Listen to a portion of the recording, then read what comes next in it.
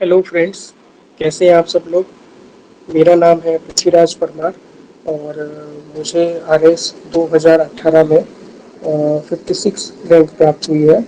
और आज के इस लेक्चर में हम जो आर एस 2021 का प्रीलिम्स जो कि 27 अक्टूबर कुछ ही दिनों बाद में कंडक्ट होने वाला है, तो उसमें पेपर अटेम्प्ट करने की क्या स्ट्रेटेजी होनी चाहिए उसके बारे में हम आज डिस्कस करेंगे। और मैं आपको बताना चाहता हूँ कि पेपर अटेम्प्ट करने की जो स्ट्रेटेजी होती है वो बहुत ही इम्पोर्टेंट होती है। अगर हम पेपर सही से अटेम्प्ट कर सकते हैं, यदि हम जानते हैं कि पेपर अटेम्प्ट कैसे किया जाता है, क्योंकि पेपर अटेम्प्ट करना एक आर्ट होती है। और तो हम यदि हमें कम कंटेंट भी पता है तो भी हम ज़्यादा स्कोर कर सकते हैं। तो वो आर्ट क्या होती है, उसको कैसे हम इम्प्लीमेंट कर सकते हैं पेपर में, और उसकी वजह से कितने अधिक से अधिक मार्क्स हम प्राप्त कर सकते हैं। तो आज के इस सेशन में हम उसी पे डिस्कशन करेंगे। इसके लिए मैं आपके लिए एक कुछ पीडीएफ लेकर के आया हूँ। जी हाँ, तो इस पीडीएफ के माध्यम से हम जानेंगे कि कैसे जो है वो हमें स्ट्रेटेजाइज करना है आर एस 2021 का प्रीलिम्स। ठीक है, ये आगे बढ़ते हैं हम। तो देखिए, हमारे पास में टोटल 150 क्वेश्चंस होते हैं। ठीक है फ्रेंड्स, और 150 क्वेश्चंस में जो है वो 3 आवर्स होते हैं हमारे पास में टोटल। ठीक है फ्रेंड्स, और 150 क्वेश्चंस जो है वो 200 मार्क्स के होते हैं। तो 200 मार्क्स तो टोटल है, 150 हमारे पास में टोटल क्वेश्चंस है। तो एक जो क्वेश्चन हुआ उसके कितने मार्क्स हो जाएंगे। ठीक है, और 1/3 नेगेटिव होती है, यानी कि इसका 1/3 कर दो तो इतने मार्क्स जो है वो गलत आंसर होने पे डिडक्ट कर दिए जाएंगे। तो अगर सीधी भाषा में कहें तो 1/3 नेगेटिव मार्किंग का मतलब होता है कि अगर आपने 4 सवाल अटेम्प्ट किया, उसमें से अगर 3 आपके गलत हो गए हैं, रॉन्ग हो गए हैं, ठीक है, और एक आपका करेक्ट है, तो कितने मार्क्स मिलेंगे आपको? तो आपको 0 मार्क्स मिलेंगे। यानी कि 3 गलत होने पर एक जो सही हुआ है ना वो एलिमिनेट हो जाएगा आपका। इस तरीके की कुछ कैलकुलेशन रहती है नेगेटिव मार्किंग जो 1/3 होती है तब। ठीक है, तो उसके बाद में एक कट ऑफ का जो क्वेश्चन है वो आता है कि ये सब लोगों को जानना है कि कट ऑफ कितनी रहने वाली है। और बहुत सारे लोग प्रिडिक्शन भी कर रहे हैं कि इतनी कट ऑफ रहेगी, उतनी कट ऑफ रहेगी। देखिए, पेपर है ना, अटेम्प्ट करने से पहले, पेपर होने से पहले बेसिकली पेपर कराना तो बहुत ही गलत होगा, क्योंकि पेपर के नेचर पे डिपेंड करती है कि कट ऑफ कितनी होने वाली। ज्यादा हो गया तो कट ऑफ ऑटोमेटिकली नीचे चली जाएगी। और यदि पेपर में सारे क्वेश्चन ऐसे ही पूछ लिए कि राजस्थान का राज्य पशु बताइए, राज्य पक्षी बताइए, राज्य वृक्ष बताइए, सारे क्वेश्चन ऐसे ही हो गए तो कट ऑफ बहुत हाई चली जाएगी। तो इसलिए आपको कट ऑफ की बहस पे ज्यादा नहीं पढ़ना है। ठीक है, और पढ़ाई पे ज्यादा फोकस करना है। कुछ लोग बताते हैं कि पिछली बार इतनी गई थी। चलो, पिछली बार का तो हम आइडिया होना चाहिए, इसमें तो कोई बुरी बात नहीं है कि पिछली बार जो कट ऑफ है वो 76 मार्क्स गई थी आई थिंक। ठीक है, तो इस बार कितनी जाएगी? कुछ लोग कह रहे हैं इस बार बढ़ेगी, कुछ लोग कह रहे हैं कम होगी। तो इस जो है ये जो बहस जो है वो पूरी तरीके से बेकार की है। ये बात मैं जरूर मानता हूँ कि कट ऑफ का आइडिया कुछ लोगों को इसलिए चाहिए कि हमारे दिमाग में एक नंबर रहता है कि यार इतने नंबर तो मुझे लाने हैं, क्योंकि ऑब्जेक्टिव है और 200 के 200 पूरे तो लाने हैं नहीं। तो उसका समाधान मैं आपका कर सकता हूँ कि आप जो है ना 50% मार्क्स को एम करिए। ठीक है, 50% मार्क्स। ठीक है, 50% मार्क्स का क्या मतलब हुआ? 200 में से यानी कि 100 मार्क्स को आप एम करिए और 100 प्लस लाने की आप कोशिश करिए। ठीक है, तो कोई अगर फिगर, कोई डेटा, कोई आंकड़ा आपको आप अपने दिमाग में रखना चाहते हैं कि मैं कितने मार्क्स आए कि मैं सेफ साइड में रहूं, तो वो 100 होना चाहिए आपका। ठीक है, और ये भी कट ऑफ की कोई गारंटी नहीं है। जैसा कि मैंने बताया कि सारे क्वेश्चन उस टाइप के आगे राज्य वृक्ष पूछ रहे हैं, कुछ भी मतलब बिल्कुल ही आसान आसान पूछ रहे हैं, तो ये कट ऑफ 100 से भी ज्यादा जा सकता है, कोई बड़ी बात नहीं है इसमें। ठीक है ना, तो इसलिए मैं कहूंगा कि फिर भी कट ऑफ जो है वो 100 से ज्यादा नहीं जाना चाहिए। तो आप 100 प्लस अगर एम करोगे ना तो आप सेफर साइड हो। ठीक है, बाकी लोग क्या बोलते हैं कट ऑफ के बारे में, क्या नहीं बोलते हैं, इतनी जाएगी उतनी जाएगी, बस आप दिमाग में ये रखिए कि 15,000 लोगों को सेलेक्ट करना है। ठीक है, लगभग 1000 के करीब जो है वो सीटें हैं। तो 1000 के करीब सीटें हैं, तो 15 टाइम्स जो है वो सेलेक्ट करेंगे, तो 15 टाइम्स सेलेक्ट करेंगे तो 15,000 सेलेक्ट होंगे, जो कि प्रीलिम्स पास करके मेंस लिखेंगे। ठीक है ना, तो अगर आप एम करते हैं कि मैं टॉप 100 में आना है मुझे, या फिर टॉप 50 में आना है, या फिर टॉप 10 में आना है, तो आप 15,000 में तो आ ही जाएंगे, इतनी तैयारी तो आपने करी होगी। क्या, ठीक है। और कैसे ये फोबिया को दूर करना है, ये आगे हम इसमें बात करने वाले हैं। अब नॉर्मल एक स्ट्रेटेजी बता लेता हूँ मैं कि जब पेपर हाथ में आता है तो लोग कुछ लोग हड़बड़ा जाते हैं, क्या करना चाहिए जब पेपर हाथ में आ रहा है ना, तो एक बार पूरे पेपर को स्कैन कर ले। स्कैन करने का क्या मतलब है? स्कैन करने का ये मतलब है कि जैसा कि हमें बताया कि भाई 150 क्वेश्चन आने वाले, तो एक बार देख लें कि 150 क्वेश्चन है। वहां पे एग्जाम में कोई शॉप तो नहीं दे दिया हमें कि 100 ही दे दिया यार, 150 को 200 तो नहीं कर दिया कहीं इन्होंने, या मेरे कोई पेज बीच में छपने से रह तो नहीं गया क्या? तो वो एक बार पूरा देख लें, और देखने के साथ में कुछ पेजेस पे रुक के कुछ सेकंड्स के लिए एक आध क्वेश्चन, दो चार क्वेश्चन पढ़ ले, तो आपको है ना टफनेस लेवल कितना है वो पता चल जाएगा। एक मोटा मोटा आपको आइडिया लग जाएगा कि अच्छा ठीक है इस टाइप का पेपर है, ठीक है। उसके बाद में आप पेपर को कहीं से भी शुरू कर सकते हैं। कोई रूल नहीं है कि आपको नंबर 1 से करना है। कुछ लोग पीछे से स्टार्ट करते हैं, 158 क्वेश्चन पहले करते हैं, कुछ लोग बीच में से उठा के करते हैं, कुछ लोगों का ये होता है कि अच्छा मैंने ज्योग्राफी पढ़ी थी तो ज्योग्राफी कहाँ से, चलो वहां से कर लेता हूँ। तो वो आपकी फ्रीडम है, वो आपको जैसे सहूलियत रहती है वैसे करिए, ठीक है। लेकिन एक साइड से शुरू करें तो फिर मतलब 20-25 क्वेश्चन वहां से अटेम्प्ट करें। ऐसा नहीं है कि एक पहला करते हैं फिर के मैं तो 158 करूंगा फिर 76 करूंगा, तो वो ऐसा करने से बचे। थर्ड एक सबके दिमाग में रहता है कि ओएमआर कैसे भरे, ठीक है। ओएमआर भरने के देखो 3 तरीके होते हैं।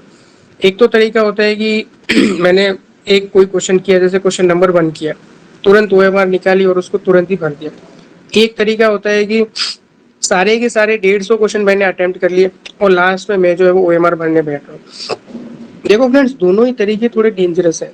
किस तरीके से डेंजरस है कि अगर आप एक क्वेश्चन कर रहे हैं और फिर ओएमआर भरने तुरंत बैठ रहे हैं, तो आप जो है वो बेसिकली कंसंट्रेशन जो है वो बिगड़ जाएगा आपका। क्यों? क्योंकि एक क्वेश्चन करेंगे फिर वापस ओएमआर को ऊपर रखेंगे पेपर पे, फिर उसको भरेंगे, फिर वापस ओएमआर को नीचे रखेंगे। ओएमआर में भी कटने फटने का डर रहेगा, प्लस एक क्वेश्चन करके भरने में टाइम भी ज्यादा लगता है और आपका जो फोकस है वो जो है वो बिगड़ सकता है। दूसरा, 150 क्वेश्चन जो एक साथ करके करने वाला मेथड होता है वो भी सही नहीं है। क्यों? क्योंकि 150 क्वेश्चन करते टाइम में हो सकता है कि आपको बहुत ज्यादा टाइम लग जाए, आपको टाइम का ध्यान ही नहीं रहे कि कितना टाइम हो गया कितना टाइम नहीं रहा, ठीक है। तो अगर आप लास्ट में रखेंगे तो हो सकता है 10 ही मिनट मिले आपको पूरी ओएमआर भरने के लिए, और 10 मिनट में बहुत हड़बड़ी में जो है वो आप ओएमआर भरने जाएंगे तो कुछ ना कुछ गलती हो सकती है। तो इसलिए अच्छा ये रहता है कि आप है ना पैच बना ले, पैचेस बना ले, यानी 20-20 क्वेश्चन के बना लो, 25 के बना लो, 30 के बना लो, जैसे भी आपको ठीक रहता है, ठीक है। 15 के बना लो, तो आप उतने क्वेश्चन किए और फिर वापस ओएमआर भरिए, फिर वापस क्वेश्चन पेपर पे आए, फिर वापस क्वेश्चन किए, वापस भरने लग गए, ठीक है। तो ये तरीका करोगे तो ओएमआर जो है वो सही से भरेगी। मैं ऐसे कैंडिडेट को जानता हूँ जिनकी तैयारी बहुत अच्छी थी, लेकिन ओएमआर में गड़बड़ कर दी, एक एक सवाल आगे लिख दिया उन्होंने। जैसे 1 का भरना था तो वो 2 में भर गया, 2 का भरना था तो 3 में भर गया, ऐसे करके 15-20 क्वेश्चन ऐसे हो गए। तो ये सवाल आते थे वो तो गए गए, नेगेटिव और हो गई इनकी। तो इसलिए ओएमआर को ध्यान से भरना बहुत जरूरी है। तीसरा है कि टाइप्स ऑफ क्वेश्चन। देखो 3 टाइप के क्वेश्चन आते हैं, मैं कहता हूँ उनको ईएमटी, इजी मीडियम टफ, ठीक है। तो बहुत सारे क्वेश्चन ऐसे भी होंगे कि राज्य वृक्ष कौन सा है राजस्थान का, तो वो आप डायरेक्टली टिक कर सकते हैं, ठीक है। देखो पिछली जो कट ऑफ है ना, जब वापस कट ऑफ की बात करता हूँ मैं, पिछली कट ऑफ 76 गई थी, ठीक है। तो रफली कितने क्वेश्चन हुए 150 में से? 150 में से रफली है ना 60 क्वेश्चन हुए लगभग, ठीक है। 60 क्वेश्चन सही करने हैं, नेगेटिव को हटा करके, नेगेटिव वाला कंपनसेट करके, ठीक है। तो अगर 60 क्वेश्चन जो है वो आपने सही कर दिए तो आपका सिलेक्शन हो रहा था, पिछली बार की बात कर रहा हूँ, ठीक है। तो ऐसे इजी क्वेश्चंस है ना हर एग्जाम के अंदर में, कुछ परसेंटेज ऑफ इजी क्वेश्चंस होते ही होते हैं जो है ना आपको ढूंढने होते हैं। और अगर शुरू में आपको कुछ क्वेश्चन नहीं भी आ रहे हैं तो घबराना नहीं है। मान लो आपने 1 2 3 से करना शुरू किया और आपको शुरू के 10 सवाल नहीं आ रहे, कोई दिक्कत नहीं है, कोई बिल्कुल भी घबराने की जरूरत नहीं है, क्योंकि पेपर में 150 क्वेश्चन है और आपको 75 ही तो करेक्ट करने हैं। अगर आप 100 का एम करके चल रहे हैं तो वो एक सेफ स्कोर है, डेफिनेटली सेफ स्कोर है, ठीक है। और दूसरा एक चीज, सभी क्वेश्चंस के मार्क्स बराबर होते हैं दोस्तों। आप कहोगे कि ये तो बात हमें पता है, 150 क्वेश्चन है सबके मार्क्स बराबर है, लेकिन एग्जाम में हम जब पेपर कर रहे होते हैं ना तो कोई सब्जेक्ट हमारा फेवरेट होता है। किसी का पॉलिटी होता है, किसी का हिस्ट्री होता है, किसी का ज्योग्राफी होता है, किसी का मैथ्स रीजनिंग होता है, ठीक है। और जब कोई मान लो एक क्वेश्चन आ गया और वो क्वेश्चन नहीं हो रहा है, मान लो मैथ्स का कोई क्वेश्चन आ गया और नहीं हो रहा है, तो उसको लगेगा, आपको लग सकता है कि यार ये तो मैंने इतने अच्छे से तैयार की थी, इसका क्वेश्चन तो ये तो मुझे सही नहीं किया, तो जो है वो बहुत ही दिक्कत हो जाएगी, ये तो मुझे सही करना ही पड़ेगा। तो इस तरीके की चीजें जो है ना बिल्कुल भी ईगो पे ना लें। ठीक है ना फ्रेंड्स, क्योंकि ऐसी चीजें जो है वो आपको नुकसान दे सकती है एग्जाम में। किस तरीके से? क्योंकि आप वहां पे टाइम खराब कर लेंगे जस्ट बिकॉज आप उसको ईगो पे ले लेंगे। Don't take it on your ego. Ego ego पर लोगे तो अपना खुद का नुकसान करोगे। वो जो टाइम है किसी इजी क्वेश्चन में इन्वेस्ट होता जहाँ पे आप डायरेक्ट मार्क्स फेच कर सकते थे। तो इसलिए ईगो पे नहीं लेना, हमको एग्जाम क्लियर करना है, हमको 200 में से 200 मार्क्स नहीं लाने, हमको 150 में से 150 क्वेश्चन नहीं करने। और इस केस में तो ऐसा भी हो सकता है कि मैथ्स का क्वेश्चन पता नहीं ऑप्शन गलत दे दिया हो, कैलकुलेशन में उनको सही क्वेश्चन दे दिया और आप वहां पे अपना टाइम खराब कर रहे हैं, बाद में पता चला वो क्वेश्चन डिलीट हो गया। तो इसलिए ऐसी चीज है, ठीक है। और एक चीज है कि परीक्षा का कोई पैटर्न नहीं होता। इसका क्या मतलब है? इसका मतलब ये है कि कुछ लोग है ना अपनी पता नहीं कहाँ से उनको लगता है कि पहले का ऑप्शन बी था, दूसरे का बी था, तीसरे का सी था, चौथे का डी था। देखो ये पैटर्न बन रहा है तो अगले का ए ही होगा, या अपने हिसाब से कुछ भी। तो ऐसा कुछ भी नहीं होता है। एग्जामिनर जब पेपर बनाता है ना तो ऐसा कोई पैटर्न सोच के नहीं बनाता है। क्वेश्चन रैंडमली पुट होते हैं, रैंडम ऑप्शन होते हैं और सबका शेयर बराबर होता है। ए जितने राइट होंगे उतने के उतने लगभग 25-25% सारे सही होते हैं, ठीक है ना। अगर 100 क्वेश्चन है ना तो लगभग 25 सवालों के आंसर ए होंगे, लगभग 25 के बी होंगे और इसी तरीके से सी और डी के भी इतने ही लगभग होंगे, ठीक है। तो ऐसा कोई पैटर्न नहीं होता है। फिर हम जो मैं स्ट्रेटेजी की बात कर रहा था कि क्या स्ट्रेटेजी बताना चाहता हूँ मैं, तो ये एलिमिनेशन मेथड जो कि एक साइंटिफिक मेथड है मैं बताना चाहता हूँ। तो वो कैसे यूज करते हैं, ठीक है। तो एक जो है वो हमारे मन में एक घबराहट सी होती है कि यार नेगेटिव मार्किंग है, 1/3 मार्क्स जो है वो हमारे काट लिए जाएंगे। तो नेगेटिव मार्किंग से घबराना नहीं है।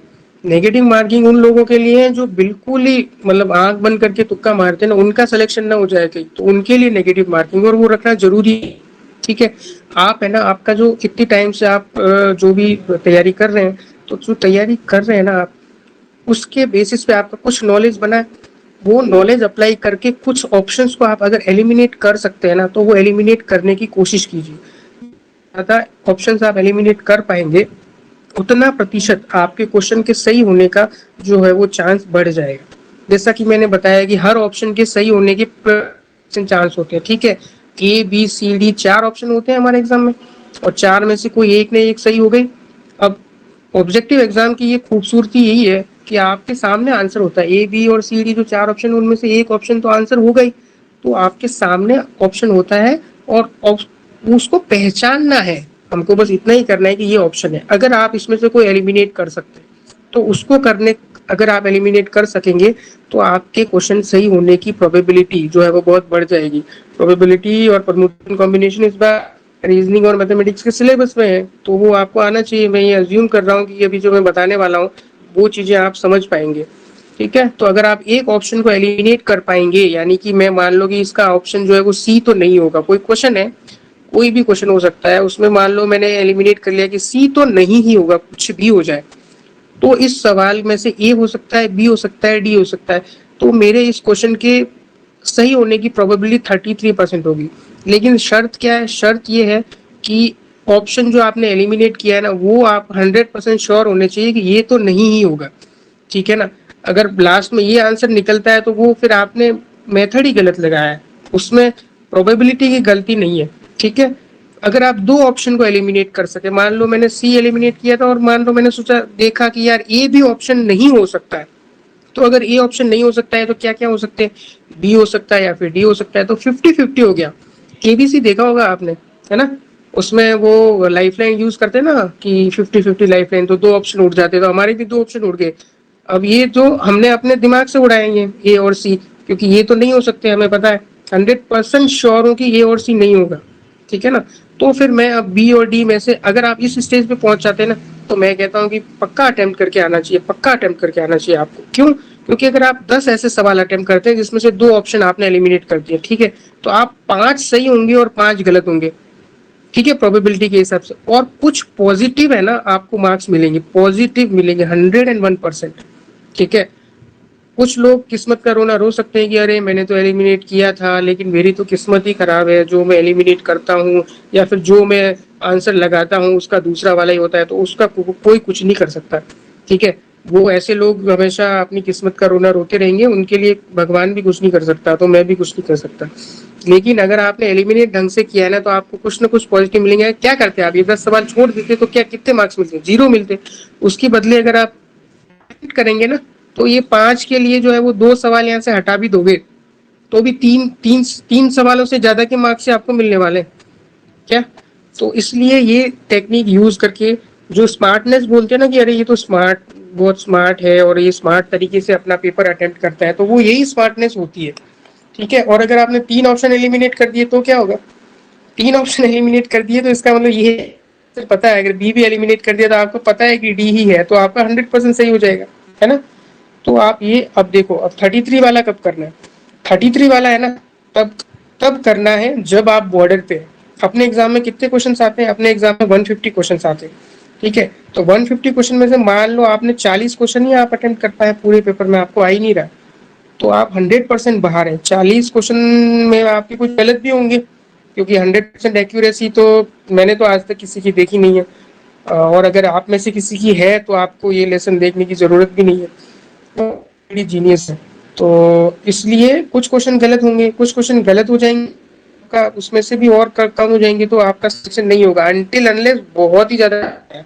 लेकिन इतना टफ जनरली पेपर बनाया नहीं जाता है। ठीक है, तो इसलिए आपको ऐसी कंडीशन के अंदर में आप ऑलरेडी बाहर है, 40 सवाल करके आए तो आप ऑलरेडी बाहर है, कोई ऐसी नहीं है, तो उस केस में आपको ये वाला एक ऑप्शन एलिमिनेट जिन जिन सवालों में कर पा रहे हैं ना उनको पक्का अटेंड करके आएंगे, कुछ पॉजिटिव मार्क्स आपको मिलेंगे। ठीक है, और मेरा तो ये मानना है कि जो 2 ऑप्शन अगर आप एलिमिनेट कर देते हैं ना, तो आपको पक्का अटेम्प्ट करना चाहिए, आपको अच्छा स्कोर मिलेगा। अब ये तो हो गया थ्योरेटिकल बात है। अब मैं क्वेश्चन अटेम्प्ट करके बताता हूँ कि कैसे एलिमिनेट करते हैं, क्या खेल होता है इसमें। सिविल सर्विसेज में सबसे अच्छी बात ये होती है कि ऑप्शंस का खेल होता है सारा। ठीक है, अगर ऑप्शंस को अगर आप अच्छे से एलिमिनेट कर सकते हैं, आप अच्छे से उसका स्टडी अगर आपको क्या कर सकते हैं, उसका एक एग्जांपल ये है। क्वेश्चन क्या है, हल्दी घाटी का युद्ध कब हुआ था, मान लो नहीं पता मुझे कि हल्दी घाटी का युद्ध कब हुआ था। ठीक है, अब ऑप्शन देख ले एक बार। कुछ लोग तो ये करते हैं, हल्दी घाटी कब हुआ था कि यार यार मैं तो भूल गया, हल्दी घाटी का युद्ध कब हुआ था, चलो छोड़ो, ऑप्शंस भी नहीं देखते कुछ लोग। तो ऑप्शंस जरूर देखने चाहिए, हर सवाल के ऑप्शन देखने चाहिए। अब पहला ऑप्शन क्या है, 27 अक्टूबर 2021, अरे ये तो एग्जाम की डेट है, उस दिन तो आप बैठ करके एग्जाम दे रहे होंगे, क्या इस दिन हल्दी घाटी का युद्ध हो सकता है क्या, अरे नहीं हो सकता 2021 में तो। ठीक है, दूसरा ऑप्शन क्या है, 15 अगस्त 1947, अरे इस दिन तो हमारा देश आजाद हुआ था। हल्दी घाटी का युद्ध तो मुझे याद है, प्री एग्जिस्टिंग नॉलेज, पूर्व ज्ञान कहाँ काम आएगा, अब काम आएगा कि हल्दी घाटी का युद्ध, मुझे डेट तो नहीं पता लेकिन मुझे इतना पता है कि अकबर और महाराणा प्रताप के बीच में हुआ था। ठीक है, तो 15 अगस्त को हो सकता है कि हल्दी घाटी का युद्ध, कोई भी मतलब लगता है आपको नहीं हो सकता ना, तो ये भी ऑप्शन जो है वो एलिमिनेट हो गया। तो 2 ऑप्शन एलिमिनेट हो गए। अब देख लो, अब तीसरा पढ़ते हैं, 13 जुलाई 1225, 13 जुलाई 1225 हो सकता है क्या, मुगल ही है ना। 1526 में बाबर ने युद्ध लड़ा था इब्राहिम लोदी से, कौन सा युद्ध था मुझे कमेंट बॉक्स में जरूर बताना। ठीक है, भूल गया हूँ मैं, कमेंट बॉक्स में जाके मुझे जरूर बताना। तो इस युद्ध के बाद में जो है वो मुगलों का आगमन हुआ था, मतलब 1225 में तो बाबर का ही जन्म नहीं हुआ होगा। और हमने तो हल्दी घाटी के युद्ध में हमको पता है कि अकबर और महाराणा प्रताप के बीच में युद्ध हुआ, तो इस समय तो जन्म ही नहीं हुआ उनका, मुगल आए ही नहीं है, भारत में ही नहीं आया, तो उनका जो है वो हल्दी घाटी का युद्ध कैसे हो जाएगा। 3 ऑप्शन। अब मुझे नहीं पता 18 जून को हुआ था, 1576 हुआ था, नहीं हुआ था, ये आंसर है। ठीक है ना, आंसर से मतलब नहीं है, आप टेक्निक समझ पाए कि नहीं पाए।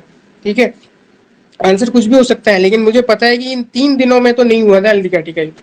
ठीक है, अब एक और क्वेश्चन देखते हैं। तो 3 ऑप्शन एलिमिनेट हो गए, 3 ऑप्शन एलिमिनेट होते ही क्या हो गया, आप 100% श्योर हो गया। अब क्वेश्चन पढ़ते टाइम में मैंने क्या बोला था आपको कि मुझे नहीं पता हल्दी घाटी का युद्ध कब हुआ था, लेकिन ऑप्शन पढ़ने के बाद में पता चल गया ना। तो ये है स्मार्टनेस, इसको बोलते हैं, इसको यूज करना है आपको वहां पे एग्जाम में। दूसरा क्वेश्चन देखते हैं क्या होता है। अच्छा, ये तो वही क्वेश्चन है यार, हल्दी घाटी का युद्ध कब हुआ था। अच्छा ठीक है, फिर से ऑप्शन देखते हैं। 15 जून 1576, 1576 यानी 16वीं शताब्दी, 16वीं शताब्दी हो सकता है या डाउटफुल है, नहीं पता यार। 15 अगस्त 1947, ये तो नहीं हो सकता, वही भारत आजाद हुआ था, मुगल का तो चले गए थे, सब खत्म हो गया था ब्रिटिशर्स से। 13 जुलाई 1225, जन्म ही नहीं हुआ था बाबर का, अकबर का, तो कहाँ से हो सकता है। तो अब देखो, अब ये 2 ऑप्शन मैंने एलिमिनेट कर दिए, एक ऑप्शन बचा 15 जून और एक ऑप्शन बचा 18 जून। अगर ऐसी कंडीशन में किसी क्वेश्चन में आ रहे हो ना, तो पक्का इसको मार्क करके आना। क्यों, क्योंकि 10 क्वेश्चन भी ऐसे हुए, पहले ही कैलकुलेशन बता चुका हूँ, 5 करेक्ट होंगे आपके, और उसमें कुछ ना कुछ आपको पॉजिटिव मिलेगा।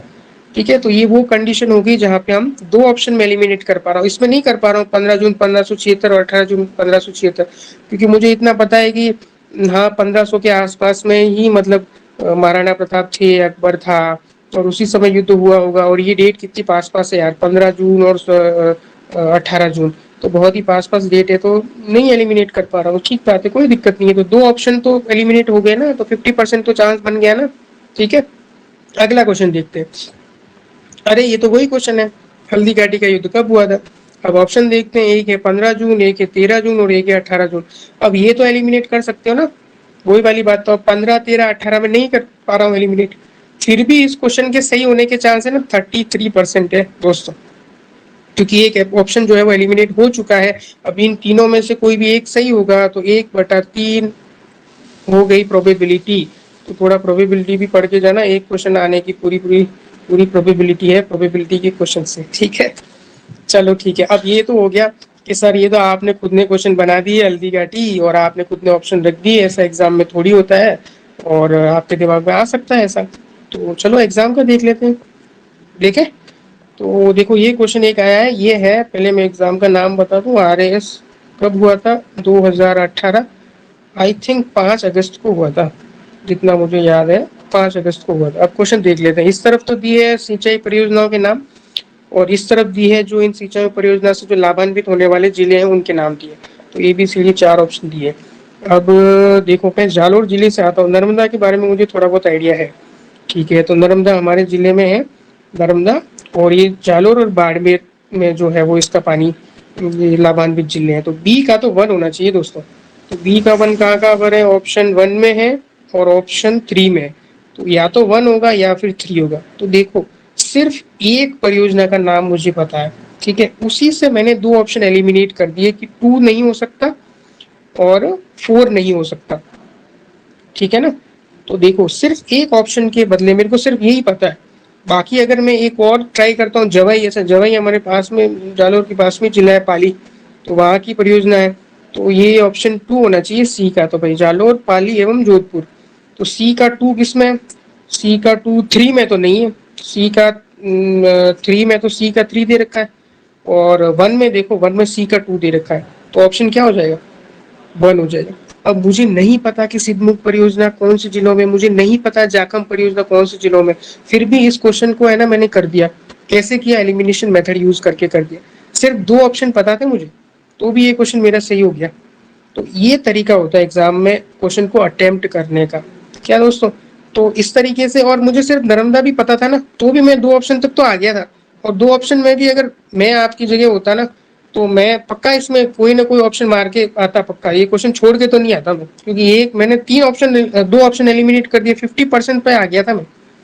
तो ये RS 2018 का सवाल है, पिछले जो हमारा वाला जो प्रीलिम्स हुआ था उसका सवाल है दोस्तों। तो ये वहाँ का सवाल है, ऐसी टेक्निक्स यूज होती है एग्जाम्स में। जो लोग स्मार्ट तरीके से पेपर को अटेम्प्ट करते हैं ना, वो लोग ऐसी टेक्निक्स को यूज करते हैं और अच्छे मार्क्स ले आते हैं, कम नॉलेज होते हुए भी। सिद्धमुख परियोजना के बारे में नॉलेज नहीं है, जाखम परियोजना के बारे में नॉलेज नहीं है, तो भी जो है वो सही हो गया दोस्तों क्वेश्चन। क्या, अब अगला देखते हैं क्या है, कोई क्वेश्चन है क्या और। हाँ है। ये भी देखो दोस्तों, RS का जो 2018 का पेपर हुआ था ना, वही 5 अगस्त 2018, तो RS का पिछला वाला प्री मतलब, तो उसका क्वेश्चन है कि पचपदरा में जो ऑयल रिफाइनरी है वो किसका जॉइंट वेंचर है, संयुक्त उपक्रम उपक्रम किसका है। अच्छा, अब मैं क्वेश्चन अटेम्प्ट कर रहा हूँ, देखना कि अरे यार कंपनी का नाम तो मैं भूल गया, HPCL थी या OIL थी या ONGC थी या पता नहीं कोई और थी।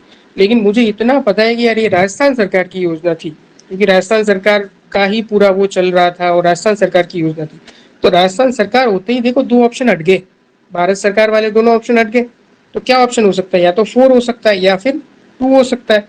ठीक है, अब मैं यहाँ पे आंसर में इंटरेस्टेड नहीं हूँ, लेकिन आप प्रोसेस को समझ रहे हैं ना, कि क्या HPCL है, HPCL है मुझे ठीक है पता है, लेकिन 4th ऑप्शन है पता है मुझे, लेकिन आप प्रोसेस को समझ रहे हैं ना। ये क्वेश्चन तो चलो ठीक है, आपको आ रहा होगा या नहीं भी आ रहा हो तो कोई दिक्कत वाली बात नहीं है, लेकिन आप प्रोसेस को समझ रहे हैं ना, कि कुछ एक चीज को मैंने पकड़ा और एक चीज को पकड़ के मैंने जो है वो एलिमिनेट किया, कि भारत सरकार तो 100% नहीं है भैया, मुझे 100% भरोसा है। तो जिस ऑप्शन को आप एलिमिनेट कर रहे हैं उसके बारे में आप 100% श्योर होने चाहिए, तभी आप उसको अटेम्प्ट करिए, अदरवाइज अटेम्प्ट नहीं करना है। अदरवाइज वो एलिमिनेशन मेथड नहीं है, फिर वो क्या है, तुक्केबाजी, और तुक्के मारने नहीं है, तुक्के मारने वालों का सिलेक्शन नहीं होता है, इसीलिए नेगेटिव मार्किंग रखी गई है। तो आप प्रोसेस को समझ पा रहे हैं ना।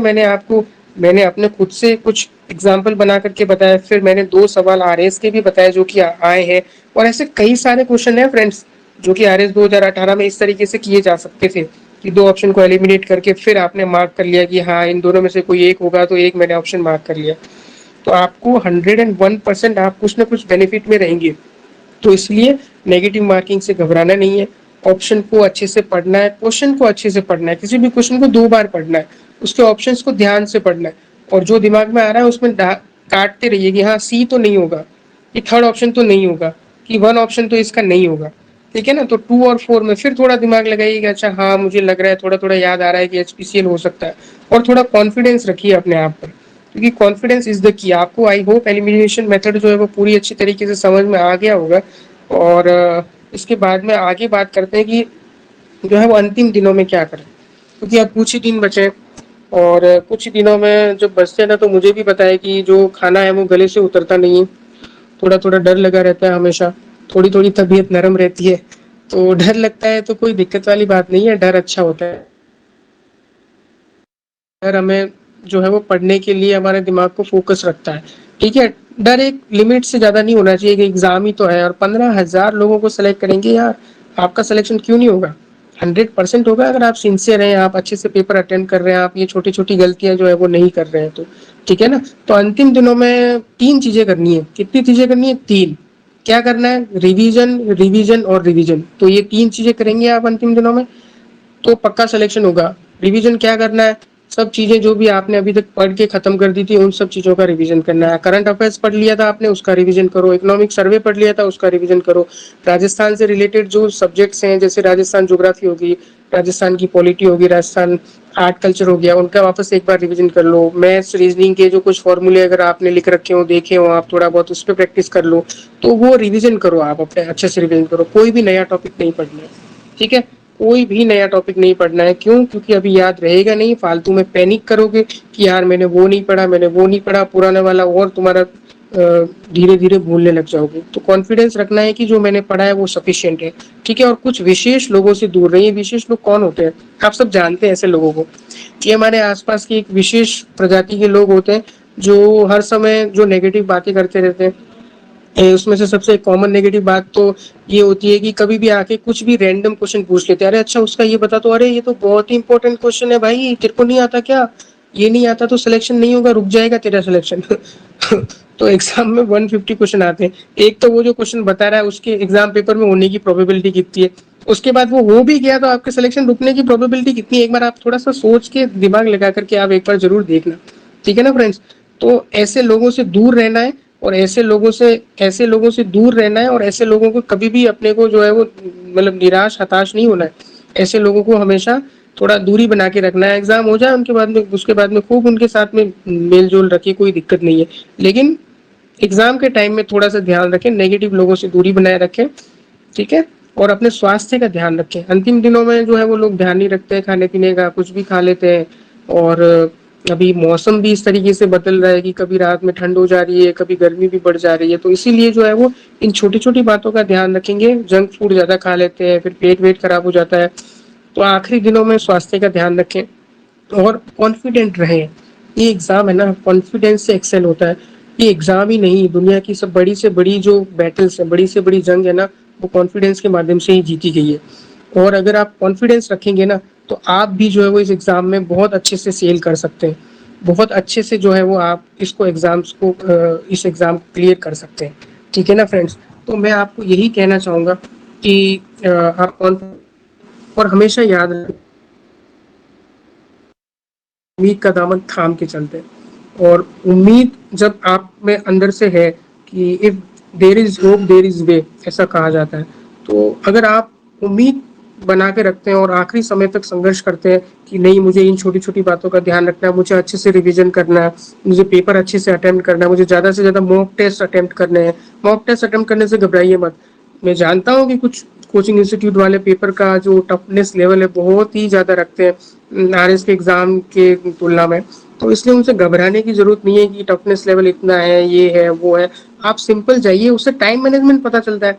कि 150 क्वेश्चन जो है वो 3 घंटे में कैसे करने हैं। उससे ओएमआर को फिल करने की टेक्निक पता चलती है कि अच्छा यार, मैं तो हर बार पहला क्वेश्चन करके ही ओएमआर भर दे रहा था, इस बार देखता हूँ कि 15-15, 20-20, 30-30 क्वेश्चन की जो बंच में मैं जो है वो करूँ तो क्या फायदा मिलता है, या फिर मैं लास्ट में रख रहा था तो उसको मैं कैसे जो है वो उसको सुधार सकता हूँ उसमें, तो वो आप कर सकते हैं।